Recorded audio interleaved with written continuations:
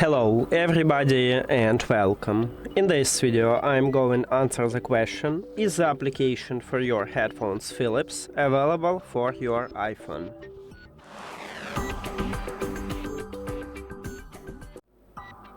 So you have only one option how to check it, is to add a widget.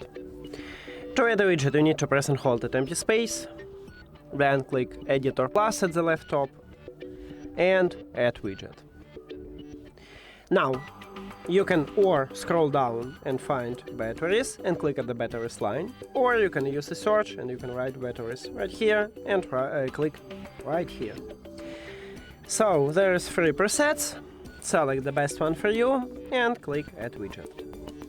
Right here you can check battery percentages anytime, but your headphones should be turned on and connected with your phone. And as I said, this one is the only one option because these headphones have an application and you cannot use the app to check your battery level. That's it. Thank you for watching this video. If you found it helpful, please consider subscribing to the channel and leave the like on the video. See you later!